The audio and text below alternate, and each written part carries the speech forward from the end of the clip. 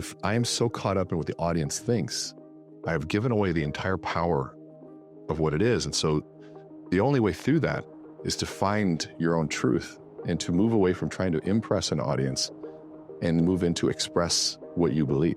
Just like anything, obviously with skill, practice, and repetition, you get better at it. But then after that, then there's this philosophy, I think. And I think it is a very spiritual journey to go on that stage, because I see it as a place of servitude, meaning that audience has choices of where they place their attention and who they have.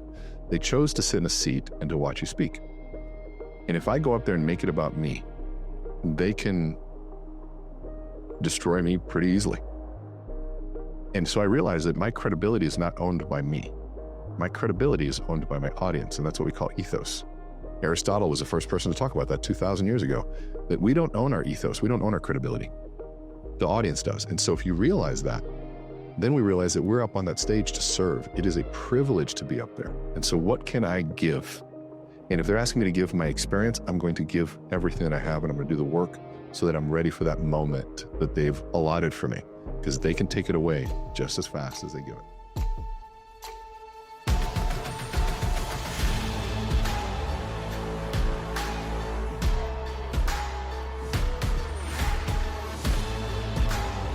This is Sparta! Welcome back to Spartan Leadership. I'm your host, Josh Kosnick.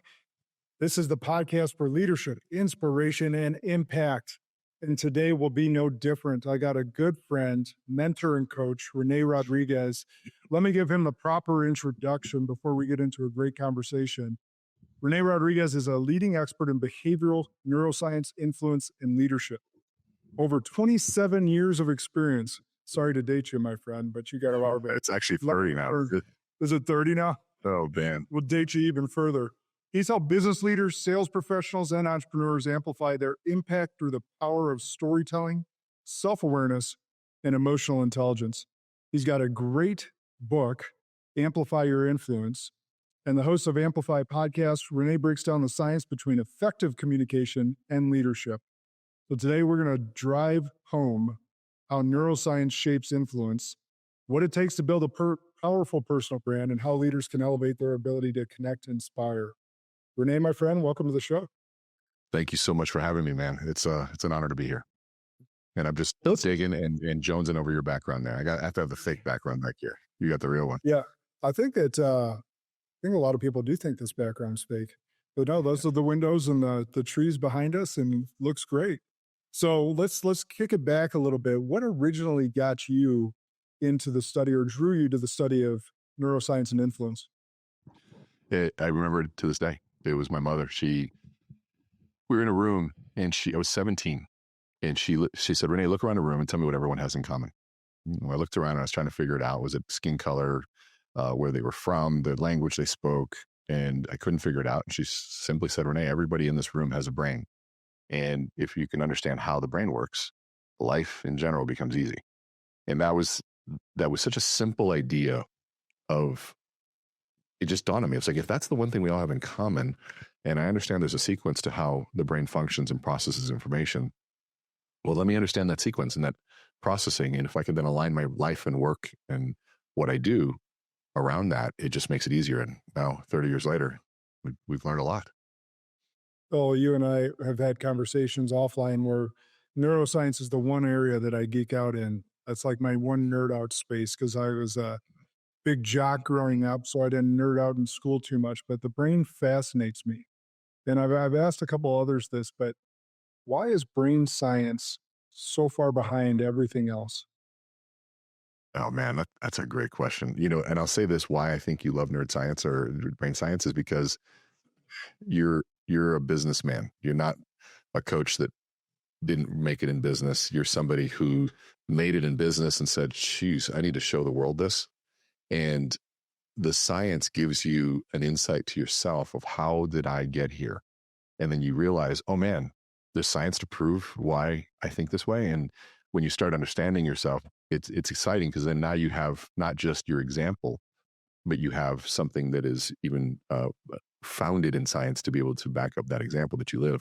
And so kudos to you for being one of the few coaches who's done something before they start coaching.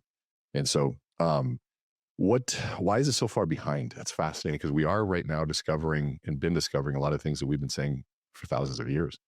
Part of it is it's, the scientific process too. But I think it's summed up in this story. One of my favorite scientists and psychologists is Dr. Martin Seligman. And he was the founder of of positive psychology. And he was in an interview years ago. And they said, Dr. Seligman, we're going to give you kind of a cool little interview. We're going to give you a question and you get one word. And he's like, okay. And so here goes. Here's the one word. Dr. Seligman, will you give us, how would you sum up the state of psychology today? And he said, good. And I said, okay, hold on a second. Maybe we need to give him 2 words. Let's give him 2 words. Okay, let's give him 2 words. All right, Dr. Seligman, let's try this again. How would you sum up the state of psychology today? And he said, not good. And they're like, wait a minute. Hold on a second. All right, 3 words. Let's try this again one more time. Dr. Seligman, please tell us what is your sum up of the current state of psychology today? And he said, not good enough. And what was fascinating, and it just resonated with me, because when I went to school for psychology and neuroscience, all we studied were broken brains, schizophrenia, depression, anxiety, bipolar, multiple personalities. Everything was about a broken brain, and everything was about what was broken. Nothing was done around the human potential of the brain. And so he said, there's got to be a positive side to this, and what can we do with it? And that wasn't that long ago, maybe 25, 30 years ago, that we started making that shift towards looking at human potentiality around neuroscience versus just what was broken. Yeah, that's so good. And part of that is the fMRI came out, I think, between 30 and 40 years ago. So we were actually able to see what parts of the brain light up as we have these different experiences. But it is fascinating to understand what you're actually going through, and then not studying the highly successful versus, just like you mentioned, the broken brain. Yeah. So now, understanding human psychology, what do you think from a human psychology standpoint makes someone an effective leader? Man. So I think there's a lot of different ways to answer that one. In terms of thinking what makes them an effective leader, I've had the ability and the fortunate opportunity to work with some of the world's largest organizations, from American Express to Cargill to Coca-Cola, Kimberly-Clark. I can go on, 400 different companies. And often I get a chance to see what their leadership training is. And the first chapter, the first lesson, almost all of them, was self-awareness. And when you look at something that, like, what does self-awareness have to do with leadership? I thought leadership was about leading others. Well, if you can't lead yourself and you're not even aware of how you feel, if you don't have a sense of awareness of how you come across, how you might be interpreted, you're completely disconnected from the people that you need to lead. And if you're disconnected, that means that you aren't connected to them and you have no relationship with them. And how are you supposed to inspire them? And so that, to me, was the most important piece, was understanding self-awareness, which then leads you into what a cornerstone of emotional intelligence is, which would be 3 aspects. 1, self-awareness. How am I feeling? What's going on with me? If I'm upset and I don't know it, and if I'm going through a bad day and I just go out and I don't realize how I'm impacting others, there's the second piece, empathy. And so how is the way that I'm behaving impacting others? How's my audience doing? What are the stresses are they under? So now I understand myself, I understand my audience, but then the third part is the critical piece: to have the discipline to adjust my approach to meet them where they're at. To have the discipline to take a walk if I'm upset before I respond, to not do the email, to get up and walk into the office. And that requires all 3 of those skill sets to come together. Oh, that's awesome. It's an awesome. We can build on that too. There's more, like, because when you get let's go. Yeah, let's go to it, because influence is something on the topic list. So let's get into it. Yeah, and so then we go, okay, so that's the piece of who do I need to be? A self-aware, empathetic, disciplined person. And remove one of those. I'm self-aware, but I'm not empathetic. I don't know how you feel, so it's just all about me. And I'm disciplined around what I need, and might be stepping on your toes the entire time. Or let's say I'm empathetic, but I lack the self-awareness to realize how I might be affecting and how I might be coming across. And so I realize that I don't dress right. I might have stuff in my teeth. I might have bad breath. I might just use language that's outdated and offensive.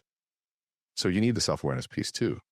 But if you don't have the discipline, I don't have that either. So it's a 3-legged stool. But then now Well, how do you measure it? Leadership. John Maxwell had the simplest quote. He said, the only measure of leadership is influence, nothing more, nothing less. And when you think about that, you can have the title as a leader, but if you speak in front of a room and not a single person does anything different as a result, are you leading? Well, by definition, no. I know people that don't have a title, and when they speak, everyone follows. Are they leading? Absolutely. And so there has to, influence is the critical component in there. And thank God there's a science to it and that it can be learned. Yeah, that's so good. It, it made me laugh as you mentioned the bad breath, because there's this unbelievable coach and speaker that we would bring into my firm every so often. Great coach, great speaker, horrible breath.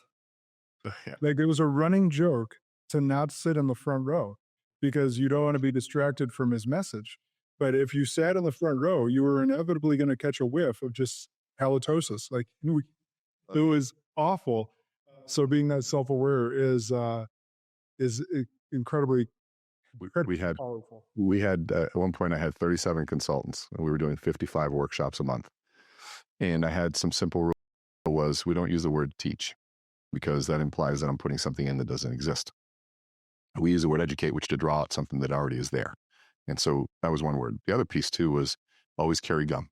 And if you're co-instructing and if your co-instructor has bad breath, you will point it out and give them gum and nobody will take offense to it. And the reason is I remember having a math teacher that had horrible breath and would come in and tutor me, but I couldn't concentrate. As nice as they were, good-hearted, super generous, the olfactory system, when disgust is triggered, is so overwhelming that it can nullify any value being created. And it seems so trivial, but you need to have, I mean, if you're listening to this, ask the closest people around you, do I have bad breath? if I do, will you please tell me? And if you think you do, get your teeth done, get the hygiene done, whatever you got to do to check it out. If you're in a one-to-one or in a human-related business, that is a big difference. What you did, leadership podcast.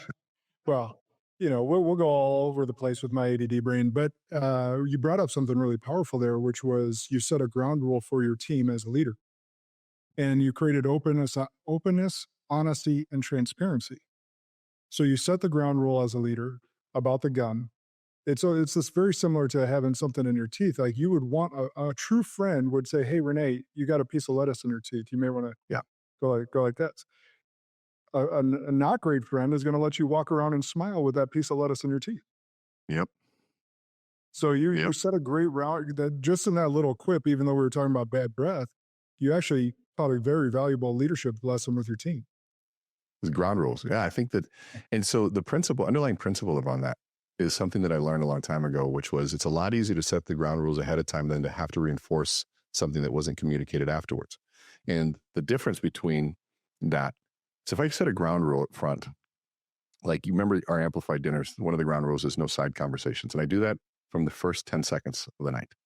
And what happens is I don't allow any entitlement over conversations. If I were to wait 30 minutes and then do that, people would be like, oh man, like, come on. Like, I'm in the middle of this conversation.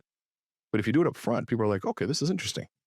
And there's another sequence, right? If I set the ground rules ahead of time, then there's no entitlement. But the moment that I have an unspoken ground rule, from that moment to the relationship to the moment I communicate it, any gap in between that is room for entitlement. We all feel entitled to things. If I drive a certain way and no one's ever done anything, now they try to stop me. I'm like, wait, what are you talking about? I've always done it this way. It's a natural human behavior. And so I function from 3 Ps: predict, preempt, prevent. If I can predict the behavior, I need to do something to preempt it in order to prevent it. Well, I can predict that people are going to be offended if I tell them they have bad breath. So before that even happens, I'm going to tell you, hey, by the way, here are some simple things we're going to do. And here's the reasons why. Bad breath. And I tell you why, blah, blah, blah, blah, blah. And then the day comes and say, hey, by the way, here's some gum. And I might even say, hey, how am I doing? And they give me a chance. No, you're good. All right, cool. Take this just in case. I think I need one too. And I'll take it as well with them. So we both do it. Or they might have bad breath and I might give them one, take me one. Let's just preempt it just in case. I know we both had coffee this morning. Oh, good idea. But now that's received under the frame that we created in the initial relationship. That's awesome. Let's dig a little bit more into influence because I know this is your jam. What are some of the biggest mistakes people make when trying to build influence? The influence is such a broad gamut of techniques and skills and awarenesses and philosophies and science and approaches, but very little is ever done on it. Most of it's thought of as an offensive strategy. What can I do to achieve X? Right? I want to influence you to do X, this group to do X. But very little is done to prepare the group for that influence. And so what I tell people is that if you had a seed and you needed to plant it, would you plant it in cement? And of course, they go, of course not. That's stupid. Well, okay, so where do you plant it? I plant it in good, fertile soil. Well, what if you're dealing with cement, which really is your audience? They're not ready for your message. How do you till the soil of your audience? How do you get them ready for that? And so a lot of that is the prep. What's interesting, I've been saying that for years, and then Cialdini comes out with this great title called Persuasion, which is the things that you can do before you persuade. And that to me is the biggest missing piece, is how do I prepare an audience for listening to a message? And if you go back to even how Amplify is done, everything, that whole night is a pre-framing, persuasion, setting the ground rules for what happens the following day. Yeah. And for those that aren't aware of some of what Rene does, this Amplify event he's referring to is an event that takes place, starts in his home, continues into, more of a conference setting the next day. But the thing I've told the story the most on is the first night. Because we show up at your home, we know we're going to have a dinner, and most of us think, especially if we haven't been preempted what's going to happen, that we're just showing up for a cocktail hour and dinner. And the moment we sit at the table, Rene's like, your lessons begin tonight. And then he goes to ask someone to give a toast. They're not ready for that, but that's when the lessons begin. And so talk a little bit more about that, because that toast piece is the thing I've told the most to people about that event, because it set the stage for everything that was to come. None of us were ready. And I remember the person that you called on the spot to do it, and he fumbled his way through it. And you said, all right, now return the favor to me. And he asked you to give a toast. And then you lean in and give him a magnificent toast. What's the methodology behind that? So that whole process is designed to catch people off guard, and for a very specific reason. There are three things in life. We have things that are talents, right? We have talent. God gave us this. We were born with this. There's some serotonin level that's higher. Your testosterone level is higher. You have something that you're predisposed. Just so you can be predisposed to alcoholism, you can be predisposed to certain things. You might have an athletic gift. You might have something that's there. You might have a deeper voice, whatever that is. But then there's skill, the thing you work hard to create. But what I'm interested in is your attributes. That's who you show up as, or who you become in the places that you weren't trained and you weren't ready for. When you're caught off guard, who shows up? And to me, I look at that and say, that's really what I need to train. Because very, very rarely are we prepared or warned about the most important moments of our life. They just come. You might be in the middle of a great meeting and they say, hey, Josh, tell us a little bit about what you do. And if you weren't prepared, you might go, my name is Josh. I do this. And, and you might just make something up. But what if you were just ready for that because you've been trained for it? And if you look at, military, like right now, you ruck every day. I've seen you put yourself through the rigor every single day. Now, if the world went to shit, you'd be kind of ready for it. If you had to survive through difficulty and cold, and like, you're ready mentally for that. And that's why you do that. And so look at this. And it doesn't only that, the world could go to hell. Not even there, could just go emotionally, something could happen, but you're ready for it because you put yourself through difficulty all the time. Same way the military, they train their people in very difficult circumstances so that they're ready for the actual fight. There's no difference. We should say no difference in leadership, in speaking, in selling, persuasion, whatever it is. An athlete, a professional athlete puts themselves through the rigor. Their training is harder than a game will ever be. So that when the game comes, it's like, okay, this is going to be simple. It's not going to ever be as hard. And so I look at that same approach saying, so if we consider ourselves pros, when was the last time we trained like one?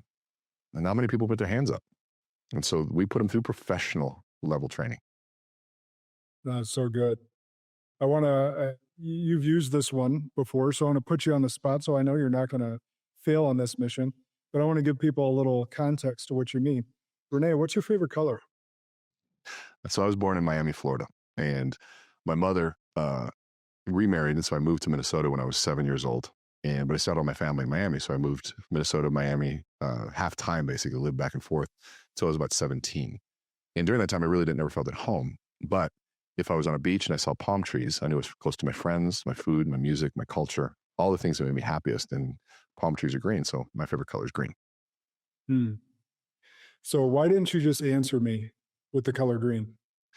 So this is also a controversial topic because some people listening to this, their first instinct is to say, just answer the damn color. And it was I did this on a video and it went viral, 7 million views. And most of the comments were just answer the damn color.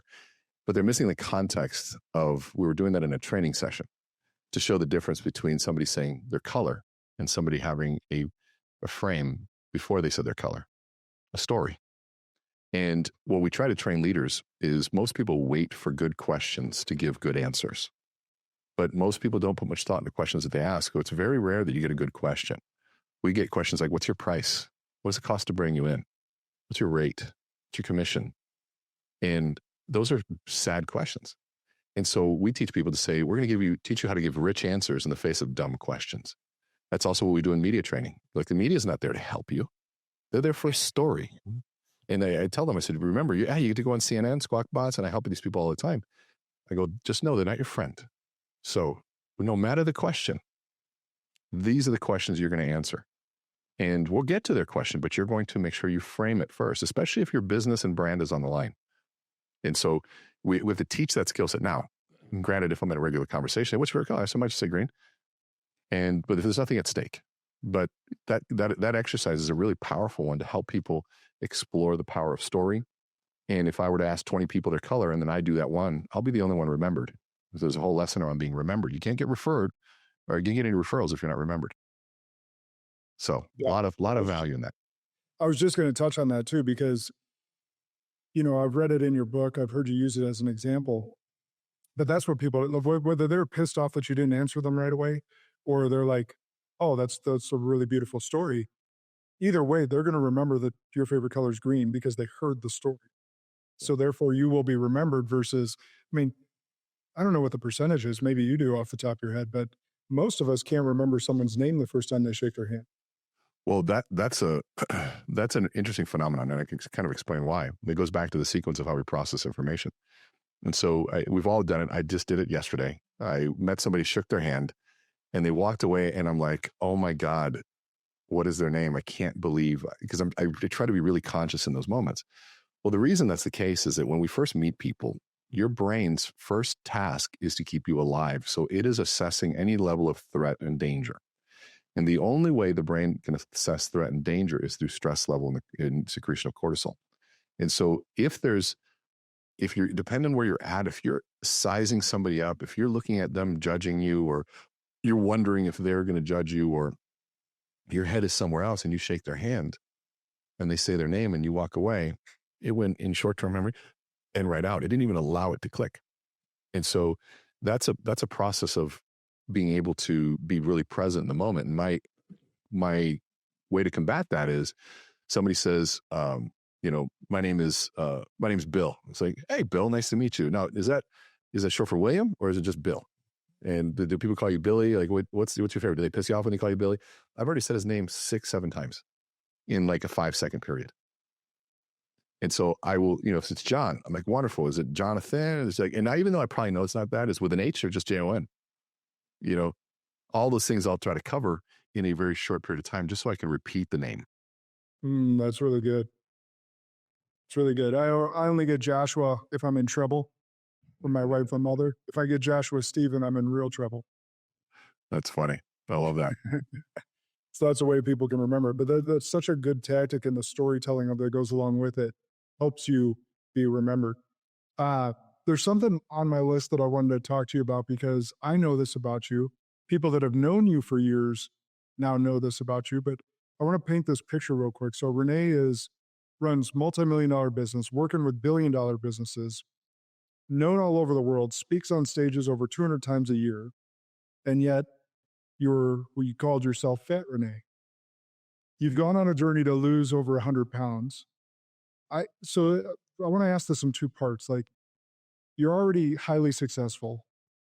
You're already doing all these things, well known, very well respected. What was the impetus in you to go, I got to get my health back in check?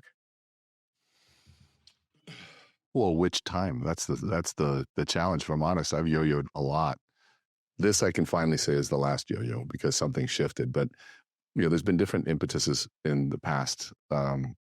This last one was really a look in the mirror because of COVID, where I had to go on camera. And here it was. I can show you video you've seen the video of me, literally 107 pounds of fat heavier.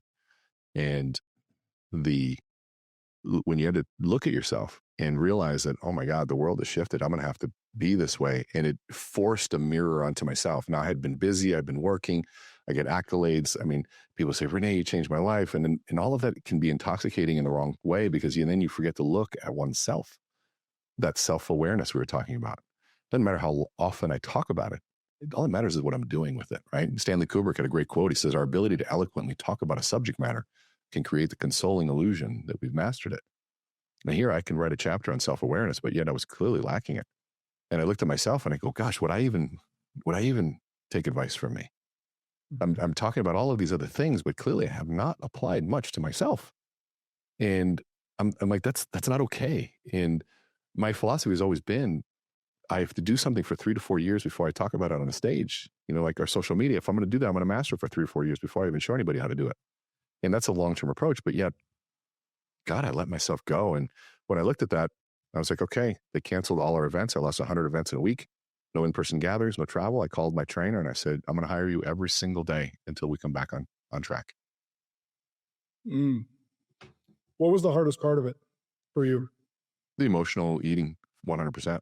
I don't mind being pushed in the gym. You can push me as hard as you want, but then something happens and I get hungry and emotionally want to grab that food because food equals love for me. And, if you feel any sort of positive emotion, you want to eat. Any negative emotion, you want to eat. You want to celebrate, you want to eat. You're with somebody you love, you want to eat. You love someone, you want to feed them. Food became my world. And my good buddy, Aaron Williamson, which you know now very well, he's going to be at your event. He got me into doing a 1 day per week fast. And I remember calling him after the first time. I'm 4 hours into it, realizing that I have 20 more hours. And just the emotion and going, okay, I'm with my wife. I'm like, hey, you want to do something? Let's go. Oh, we can't go eat. Hey, you want to go grab a coffee? No, can't do that. I go to the airport, walk in the convenience store, can't buy anything. I'm on an airplane, they can't have a snack. And I call him, I go, is my whole freaking life revolve around food? And he starts laughing. He goes, now you get it. And I started realizing that how much of my life had been indoctrinated that food was so important. It was almost like a god. And I had to just shut it down and realize that it is not God. It is not the highest, most important thing. And when I started realizing that, and started realizing that there is this thing called ghrelin in your brain that tells your brain that you're hungry, that lasts only 2 hours. If I can outlast those 2 hours, I actually get past that hunger. And then, having someone to talk to about it, the whole thing. And I realized you're like, oh my God. I look back and I go, what? It's pathetic. But I also get it. I have massive empathy for people that struggle with it. Yeah.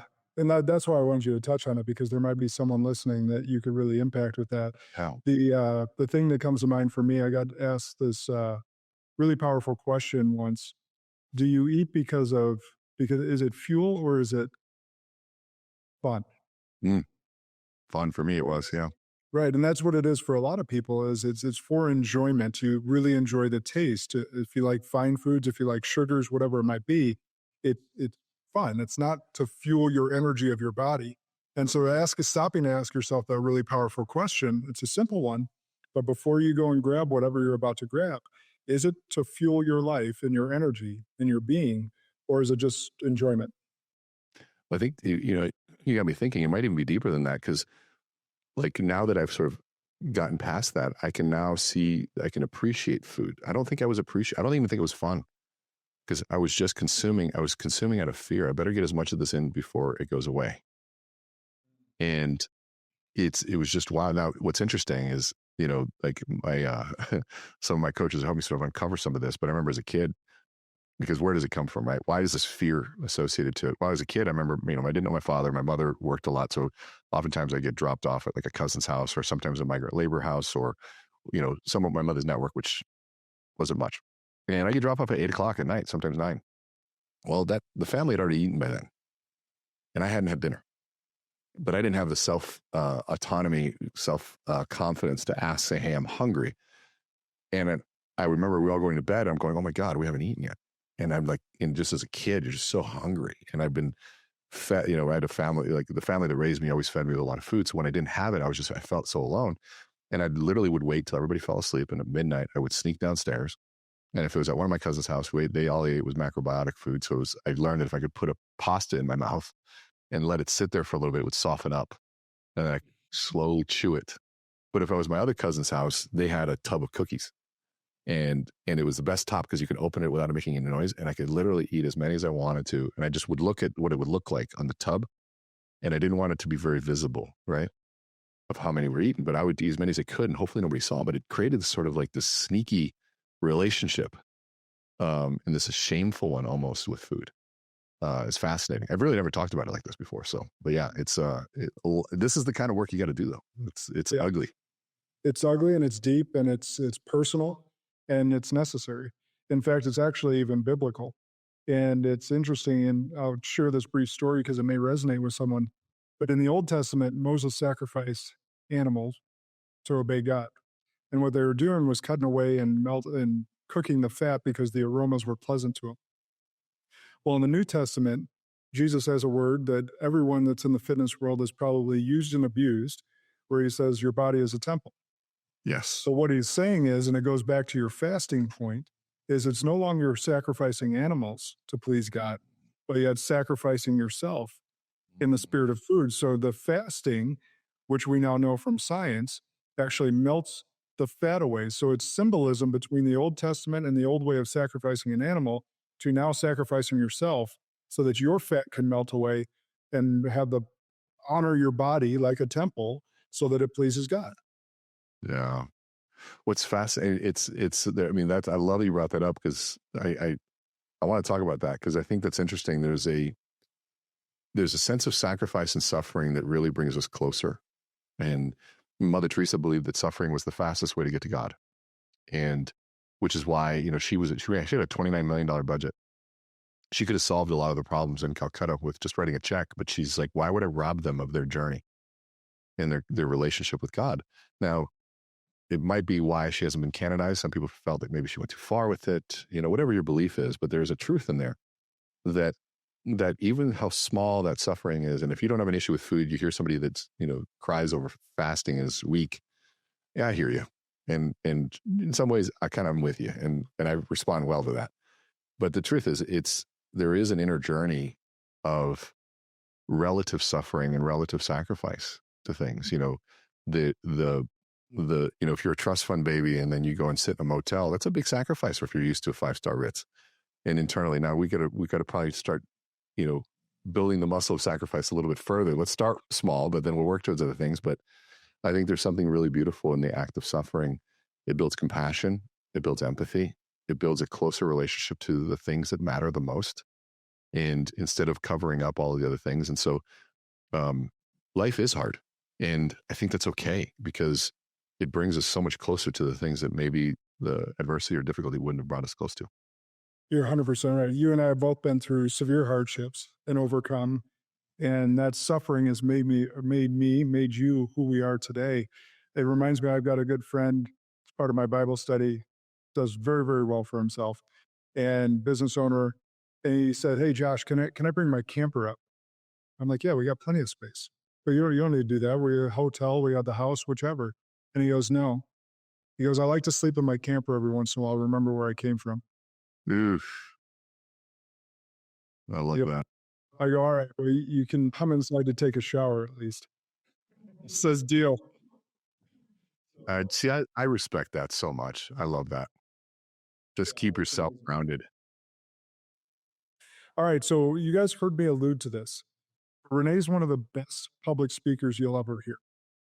And I know you've been speaking. I've seen the old tape. I've seen the old Renee, and you didn't start being this wasn't a natural gift that came to you. This is something you worked really hard at. So talk to us about that journey and that skill that has developed into, and let me actually even tee this up with more context. The first time I got to hear Renee speak was down in Puerto Rico, and we're on stage. He's on stage after, Ben Newman.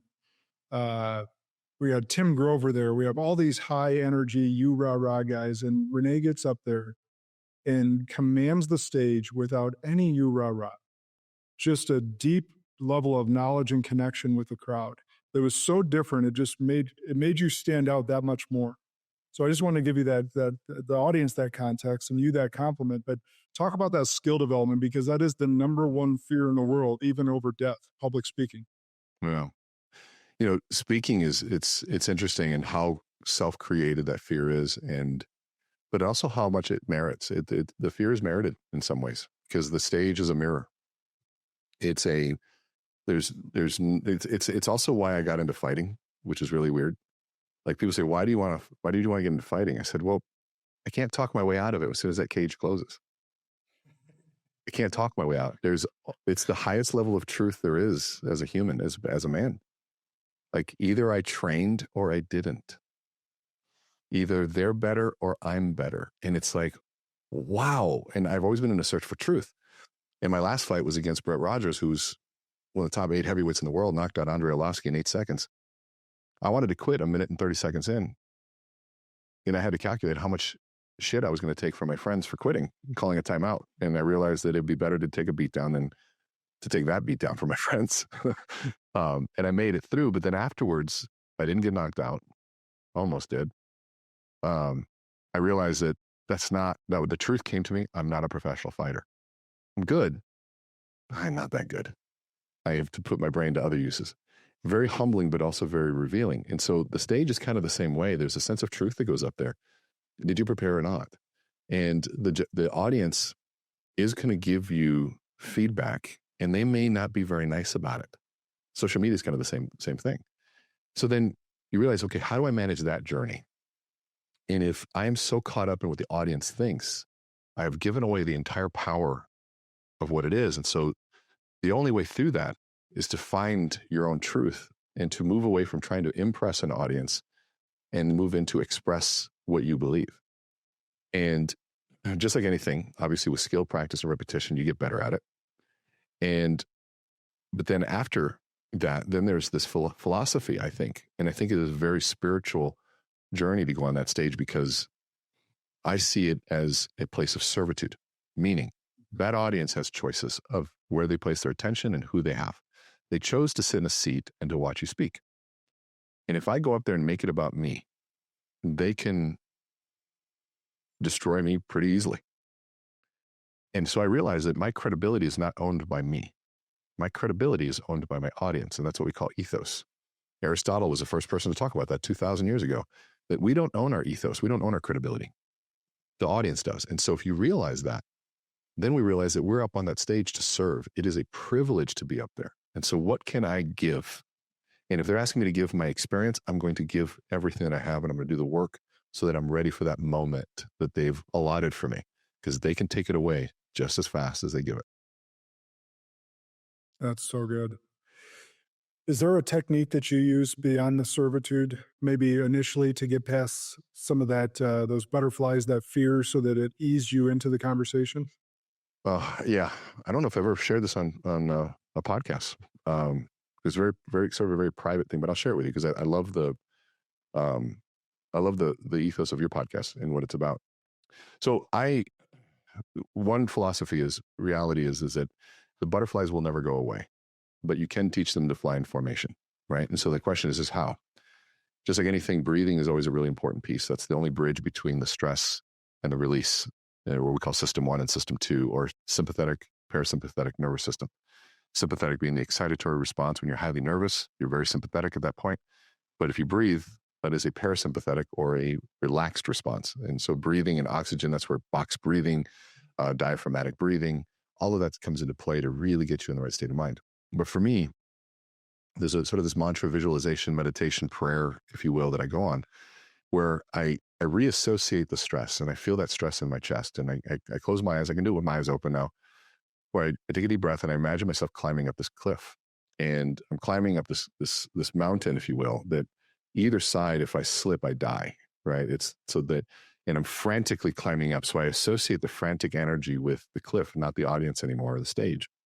And I go. And then all of a sudden I hit this precipice and I look over, and all of a sudden I see clouds below me, and I almost fell over. So I feel that nervous tension and that exhilaration and that awe and that fear all at once. And I take a deep breath and I say, Lord, help me express, not impress today. Those are the words of Jim Rohn. Let me express what I believe. I've done the work, and now it's time that I let go. And then I'll repeat the last words of Christ when he was on the cross. And it's funny how a few people remember these last words. They always say that, it is over, it is done. Why hast thou forsaken me? But they forget that right before he died, he said, into your hands I commend my spirit. And that was when he finally released.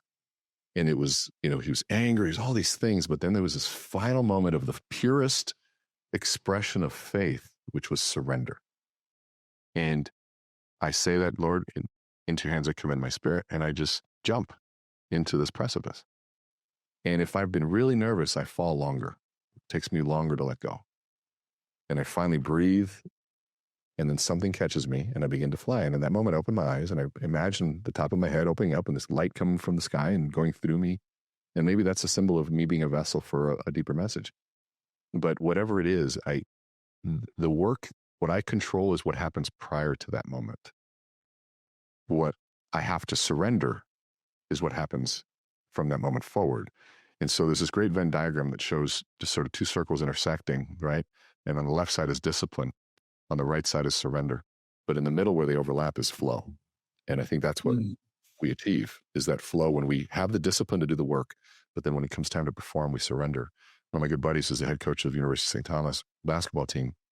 Went to high school together, and we're talking. He goes, it's interesting. It's like you have to think in practice so that you don't think in game times. And I think all of that applies. No, it's really good. It reminded me, I was working with a good friend, Matt Vertho. I was going to give a talk. And it was the first time I was going to tell my story about my forced exit. And I wanted it to go so right, and I wanted to have all the right words. And I typed the whole thing out, and I just need to get it out. And so I recited it to him, and he goes, Josh, did you have that all typed out? Even though I wasn't reading it, I had it memorized because I was really trying to get it right. And he goes, Josh, it's really good. I just have one piece of advice for you. I said, what's that? He goes, leave room for God. That you have all the right words, but God's going to speak through you on that stage. And you got to leave room for it. So I was, as you were saying that and surrender, it just struck me again that was really important. And the one thing that I focus on my talks is very similar to you, is to serve and to not serve the whole crowd, because as good of a speaker as Rene is, as good of a speaker as Ed Milet is, and they're very, very different speakers. I've gotten to experience you both differently many times. There's going to be someone in the crowd that doesn't resonate. There's going to be someone in the crowd that's like, this guy's full of shit.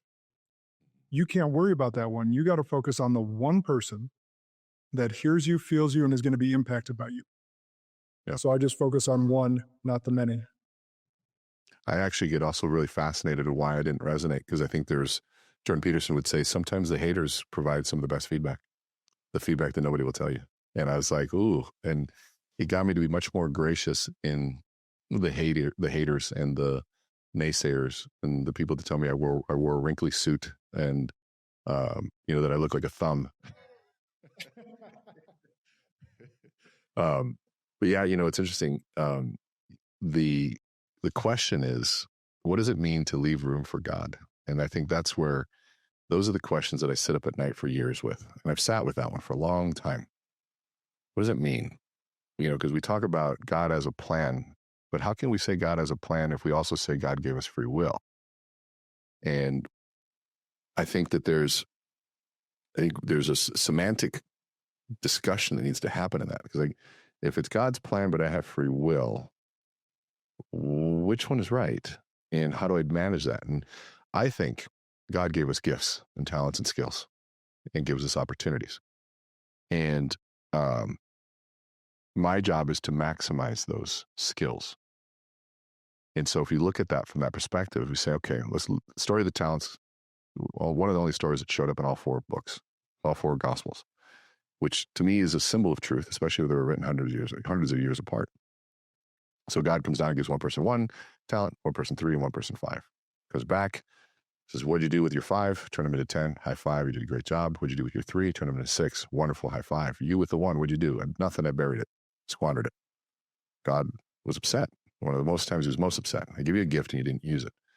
So I think there's a message in there saying, okay, if you have gifts, then there's a reason for it. We need to use it. Then we say, okay, let's take it further. The story of creation. 6 days work, 1 day rest. It wasn't 2 days work. It wasn't 5 days work, 2 days rest. It wasn't a 4-hour work week. It was work. The most common word in the entire Bible is the word toil, sweat of the brow, hard work. So there is a spiritual side to working hard. There's something really important to that. And then you go back to, what did God ask himself at the end of each day? He said, did I do good work? Was it good? Which is a sign of reflection and contemplation. And I studied reflection and contemplation, leisure, it really is what that means, for 3 years in college. And the highest form of prayer is contemplation. An unexamined life, I think Einstein said, is not worth living. I think it was Einstein, I forget who it is. Please correct me in that quote. It's not worth living. Is in the examination of your world and your life and how you were allows you to make amends the next day. It makes you make a change, to shift and to choose, to apologize, to choose to be better. And so when you combine all of those stories, and there's also another study, I'm giving you my life's purpose right now, by the way, is the study was done on near-death experiences. 2,700 cases that they looked at. And they all reported the light at the end of the tunnel. But what was fascinating, they also all reported, loved ones and kind of meeting you there. But they also reported 2 questions being asked. And the first one was, did you gain knowledge? And I thought, that was fascinating. And the last one was, did you expand your capacity to love? And I thought, how fascinating. And I've sat with those questions because I heard that in 1999. There isn't a thing in my life that I can't answer with, well, did this help me gain knowledge? And did it expand my capacity to love? And the word capacity, I think, is the important one. Because loving when times are tough is not easy. That's the weight room of love, is grace, the unmerited favor, undeserving love, undeserving forgiveness. And so in those moments is when I expand my capacity. Somebody does something good, I love them. That doesn't expand my capacity. It's easy to love somebody who does something good. Can you love somebody who betrayed you? Can you love somebody who wronged you? Can you love somebody who stole your business, who stole your money, who murdered your child? Oh, geez, that's a big ask. And I've seen it. I've seen that level of love, and it is awe-inspiring to watch somebody forgive the murder of their child. And so I look at that and I thank God most of us won't have to face something like that. But I look at all of those stories I just told you. My life's purpose is to utilize my gifts that God has given me to their fullest, to expand my knowledge and to increase my capacity to love in the continuation of his creation. And so whatever that means, if I'm a janitor, I need to be the best. I remember a long time ago, I had to do community service. I did something stupid. This I have never shared. And part of my second day of community service, I was creating, first we had to clean up, we had to clean up the streets. I was wearing the yellow thing. But then there was another time we had to create the buoys for Lake Minnetonka buoys. So we had to create the cement molds and do all that stuff. And I remember being there with all the other people that got into trouble. And I was running back and forth between the stations.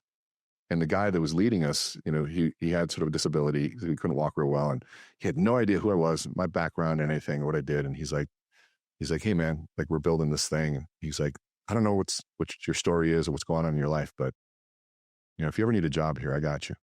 Like, I'd love to I like how hard you work. And I'll tell you, that was one of the most, I don't know why I get emotional, because it was one of the most meaningful things somebody's ever said to me. He was a guy that didn't have no idea who I was or what I'd done or what businesses I had. I had messed up, did something stupid. And all he saw was somebody who was working hard. Mm-hmm. And my whole life, I wasn't the fastest. I wasn't the strongest. I definitely wasn't the smartest. I didn't have any of that stuff, but all I knew was how to work. And it was like, I was just so glad that it came out even in that simple moment. And so Yeah. it was always very grounding for me. Oh, I can sense it. It's what great leaders do. They see something in others that they don't yet see in themselves. Yeah, I think that's what that guy saw in you, is he saw something before you saw it. Yeah. Or something. It's just that's what I've seen over time with great leaders, and I have tried to exemplify that myself. Our missions aren't that dissimilar, and it's, for me, is very similar in the fact, I've always said it like this: is I know that we've all been given these gifts by God. Our job is to figure out those gifts first, understand what the gifts are, and second, maximize them and give them back to the world in the service of others. Dude, I knew we were aligned for many reasons. So it's figuring that out for yourself. And we've all been given, I don't think it was one gift. I think it was the 3 or the 5 or the 10 for some people. But it's finding that love of the gift and the depths. There's so much depths to the gifts he gives us. It's to just continue digging to see how you can increase that capacity. So it's so good. All right, we'll wind up here. I don't want to miss framing, because you're a master at this. So every entrepreneur, every business owner is in some fashion or form in sales. Whether they have key salespeople underneath them or not, you're recruiting, you're selling the vision, you're doing stuff. Framing is such a key part of it. Talk a little bit about framing and how we present ideas to really grasp over time. I think framing is one of the biggest secret weapons there is out there. Framing, narrative, and both of those are very closely tied. And so framing is really the what puts meaning around our understanding of what happens to us. And framing a situation, how you explain a situation, is really what determines it. And so basically, when you said, what's my favorite color? If I were just to say green, I provided no frame. Now, for you to understand green, you have to, and I don't provide a frame for you. It forces your brain automatically to go back to your frame of reference and to grab an understanding of what green means and to place it.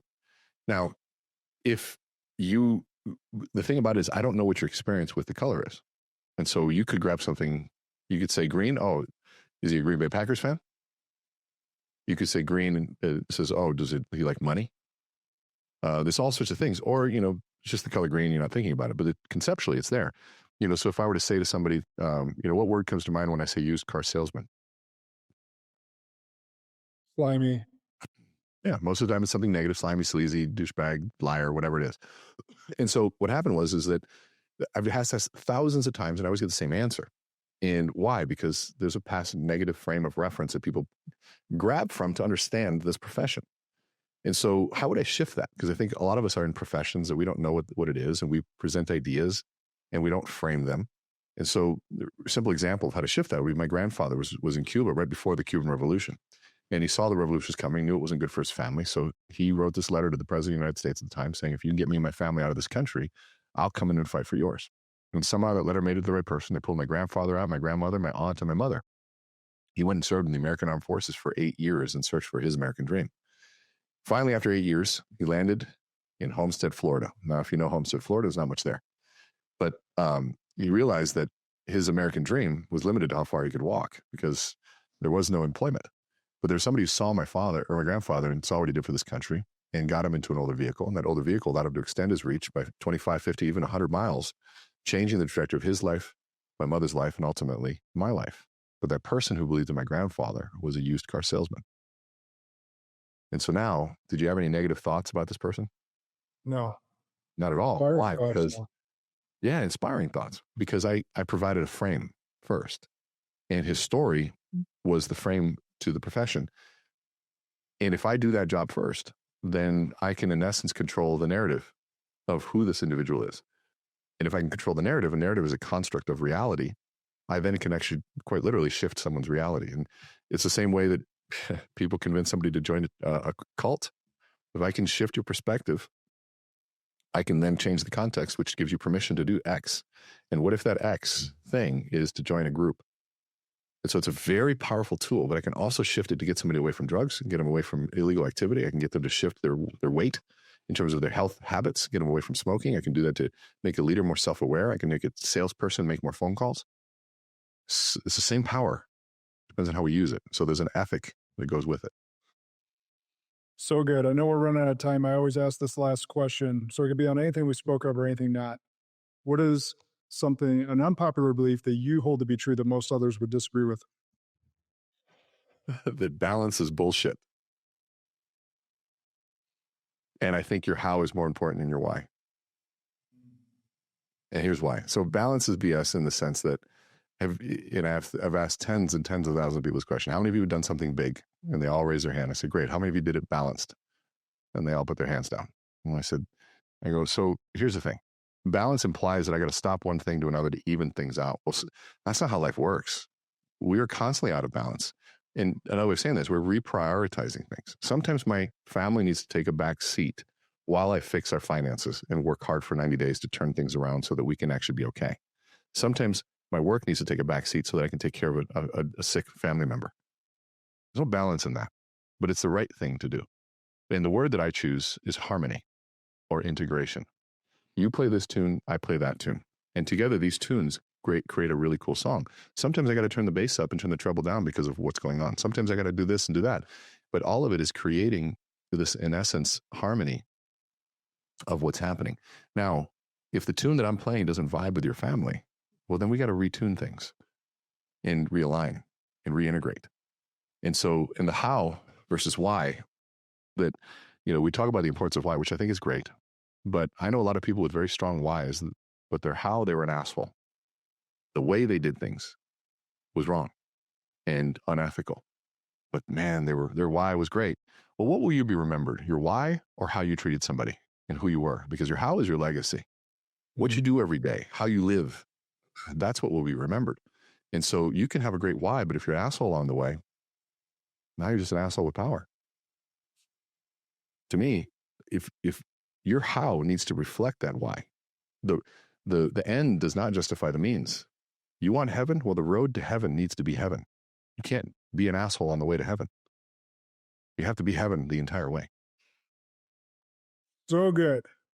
Man, so many golden nuggets today. So appreciate you as a person and your time today, sharing and pouring into the Spartan audience. Everybody, he is at Learn with Rene. That's Instagram, TikTok, and then Rene Rodriguez on LinkedIn. Any other places they can catch you, follow you? Yeah, those are all great. All those are perfect. Website, meetrene.com, MEET, not MEAT. That's right. What I will say for that is he is dropping so much free knowledge on a daily basis. You need to follow this man. Thank you again. I appreciate you. We'll get you on with the rest of your day. Spartan audience, you know what to do. Forward this. Pass this along. Like, share it all over the world. Remember, the good and greater are the enemies of possible. Lead like a Spartan today.